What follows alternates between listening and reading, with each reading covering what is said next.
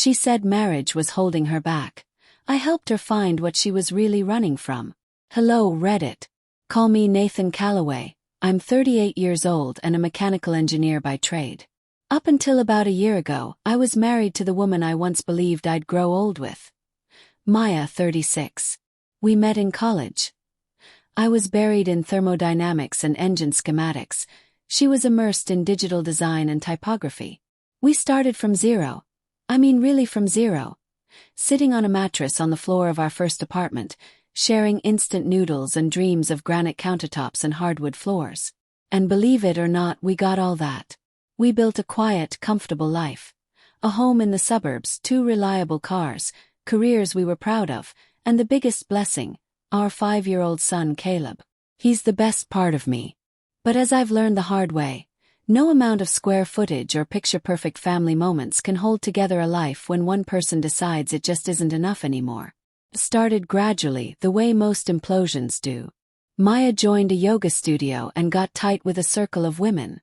Many of them were either freshly divorced or going through what they dubbed a personal awakening.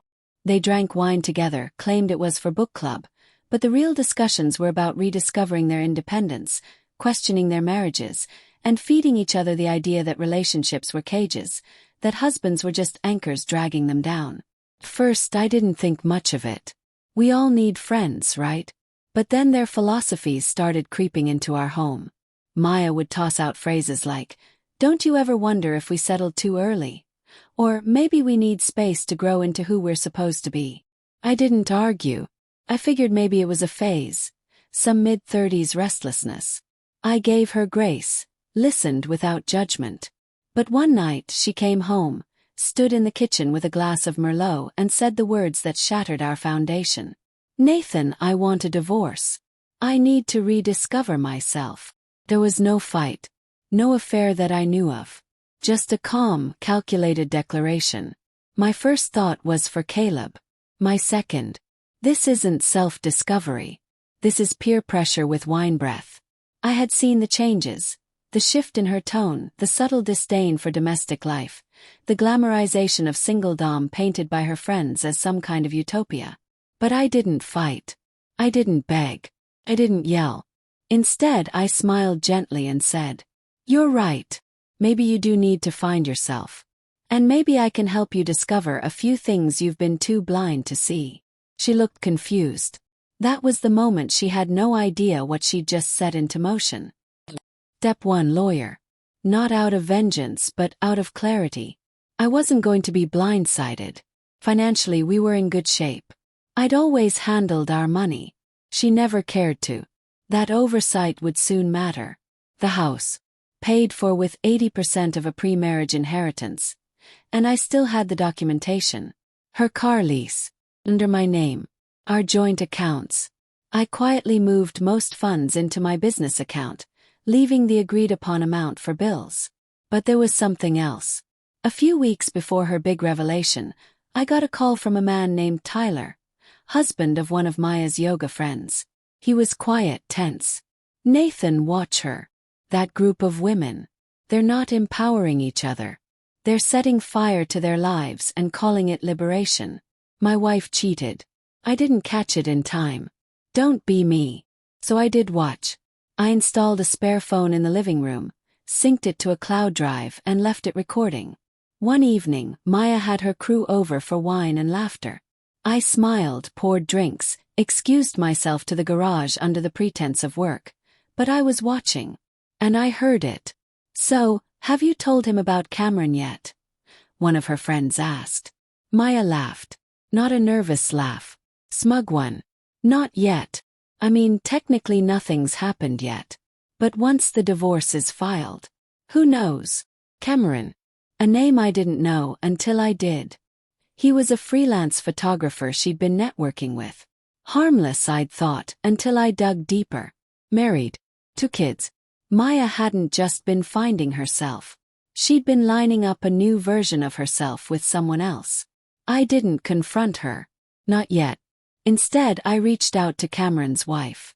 Then I called my lawyer again. We added everything. The cloud-stored audio, the finances, and even testimonials from Tyler and Cameron's wife, to the legal paperwork. When Maya finally served me with divorce papers, I had mine ready too. But unlike hers, mine were armored with facts. Evidence of an emotional affair.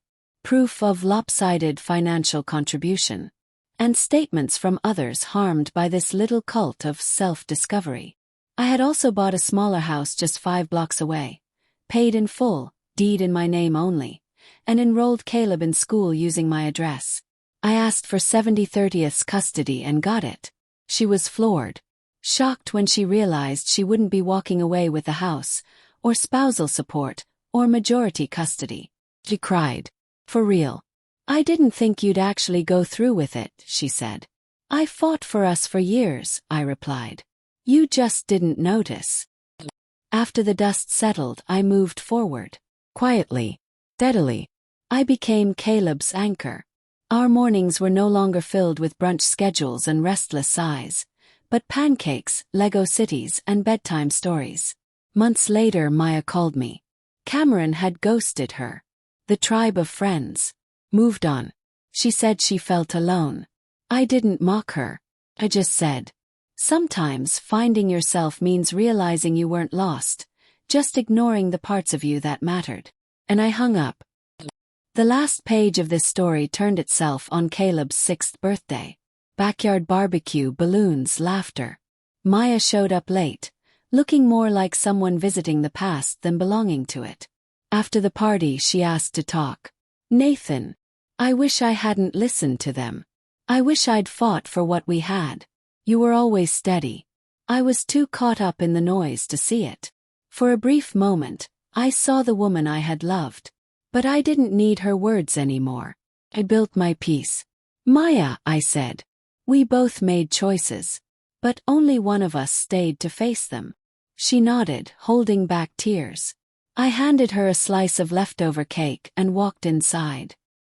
That night, Caleb curled up beside me and said, You're my best friend, Dad. And in that moment I realized something. Maya didn't leave the marriage. She fled from herself. And me. I didn't just survive.